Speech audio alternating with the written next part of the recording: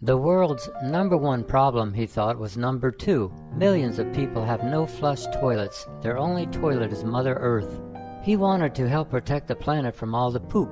He spent months in his lab. Then he conducted hundreds of trials on volunteers. He finally developed a solution. It was a pill. The pill converted poo to gas. He told his girlfriend about it. She was excited. She hated to use public toilets, even the ones at Moonbucks, when nature unexpectedly called. She said, "It sounds too good to be true. There aren't any side effects?" He said, "Well, there's one. The pill produces so much gas that some of it travels upward.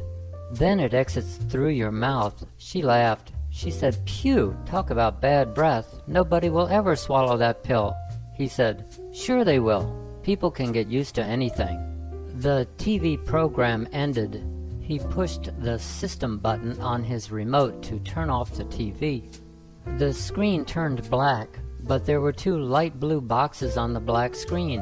One said, "No time information." The other said, "No signal." He pressed the system button again. The TV picture returned. He pressed the power button. The 2 boxes appeared again. He pressed the power button again. The TV picture returned.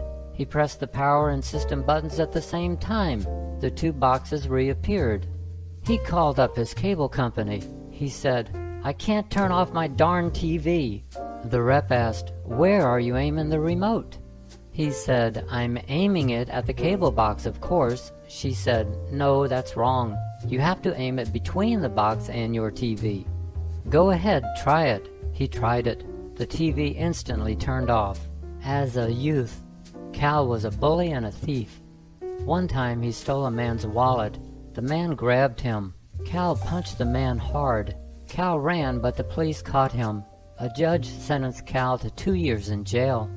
He was released after only 6 weeks.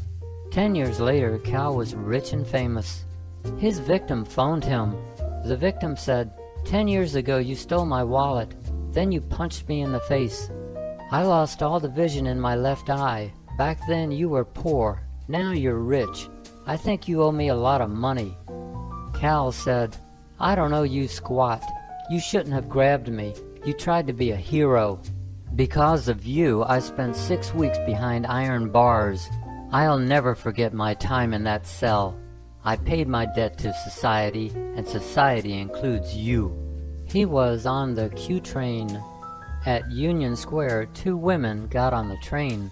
They sat directly across from him. They were attractive women. They looked very much alike. He went back to his magazine. The train stopped at Herald Square. They got up. He got up. He asked the older-looking woman, "Mother and daughter, or sisters?" She smiled and said, "Hello, Henry. How are you doing? This is my daughter, Liz." He smiled at Liz and said, "Hello." Both women got off the train. He did too. He was baffled. The woman acted as if she knew him well. She was talking to her daughter on the platform. He wanted to ask, "Forgive me, please, but how do you know my name? Where did we ever meet?" But he walked past her. He climbed the stairs to the street.